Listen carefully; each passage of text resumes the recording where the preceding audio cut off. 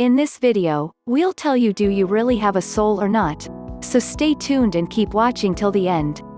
The reality of the soul is among the most important questions of life. Although religions go on and on about its existence, how do we know if souls really exist?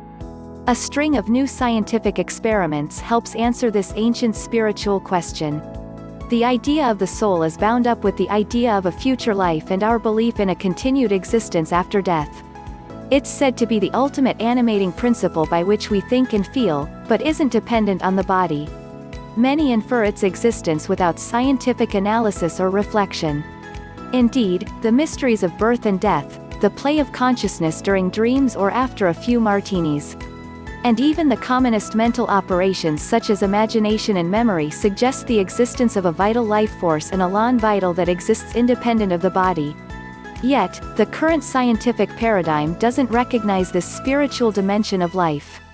We're told we're just the activity of carbon and some proteins, we live a while and die. And the universe? It too has no meaning. It has all been worked out in the equations, no need for a soul. But biocentrism, a new theory of everything, challenges this traditional, materialistic model of reality. In all directions, this outdated paradigm leads to insoluble enigmas, to ideas that are ultimately irrational. But knowledge is the prelude to wisdom, and soon our worldview will catch up with the facts. Of course, most spiritual people view the soul as emphatically more definitive than the scientific concept. It's considered the incorporeal essence of a person, and is said to be immortal and transcendent of material existence. But when scientists speak of the soul, if at all, it's usually in a materialistic context, or treated as a poetic synonym for the mind. Everything knowable about the soul can be learned by studying the functioning of the brain. In their view, neuroscience is the only branch of scientific study relevant to understanding the soul. Traditionally, science has dismissed the soul as an object of human belief, or reduced it to a psychological concept that shapes our cognition of the observable natural world. The terms life and death are thus nothing more than the common concepts of biological life and biological death. The animating principle is simply the laws of chemistry and physics. You and all the poets and philosophers that ever lived are just dust orbiting the core of the Milky Way galaxy. As I sit here in my office surrounded by piles of scientific books, I can't find a single reference to the soul, or any notion of an immaterial, eternal essence that occupies our being. Indeed, a soul has never been seen under an electron microscope, nor spun in the laboratory in a test tube or ultracentrifuge. According to these books, nothing appears to survive the human body after death. While neuroscience has made tremendous progress illuminating the functioning of the brain, why we have a subjective experience remains mysterious. The problem of the soul lies exactly here, in understanding the nature of the self, the I, in existence that feels and lives life. But this isn't just a problem for biology and cognitive science, but for the whole of Western natural philosophy itself. Our current worldview, the world of objectivity and naive realism, is beginning to show fatal cracks. Of course, this will not surprise many of the philosophers and other readers who, contemplating the works of men such as Plato, Socrates and Kant, and of Buddha and other great spiritual teachers, kept wondering about the relationship between the universe and the mind of man.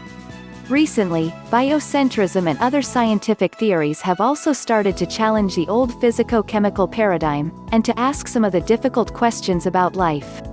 Is there a soul? Does anything endure the ravages of time? Life and consciousness are central to this new view of being, reality and the cosmos. Although the current scientific paradigm is based on the belief that the world has an objective observer-independent existence, real experiments suggest just the opposite.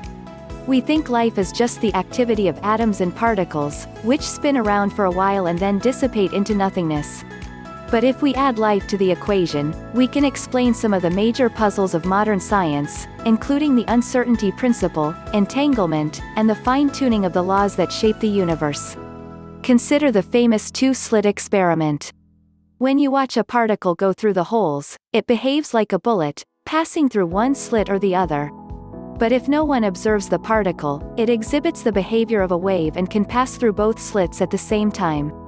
This and other experiments tell us that unobserved particles exist only as waves of probability, as the great Nobel laureate Max Born demonstrated in 1926. Their statistical predictions nothing but a likely outcome. Until observed, they have no real existence. Only when the mind sets the scaffolding in place, can they be thought of as having duration or a position in space. Experiments make it increasingly clear that even mere knowledge in the experimenter's mind is sufficient to convert possibility to reality. Many scientists dismiss the implications of these experiments, because until recently, this observer-dependent behavior was thought to be confined to the subatomic world. However, this is being challenged by researchers around the world. In fact, just this year a team of physicists showed that quantum weirdness also occurs in the human-scale world. They studied huge compounds composed of up to 430 atoms, and confirmed that this strange quantum behavior extends into the larger world we live in.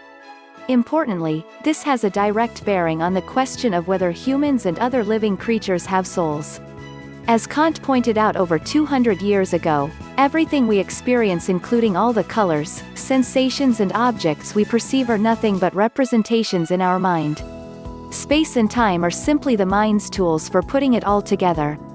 Now, to the amusement of idealists, scientists are beginning dimly to recognize that those rules make existence itself possible. Indeed, the experiments above suggest that objects only exist with real properties if they are observed. The results not only defy our classical intuition, but suggest that a part of the mind, the soul, is immortal and exists outside of space and time. The hope of another life, wrote Will Durant, gives us courage to meet our own death, and to bear with the death of our loved ones. We are twice armed if we fight with faith. That's all for this video. If you enjoyed the video, consider liking and subscribing.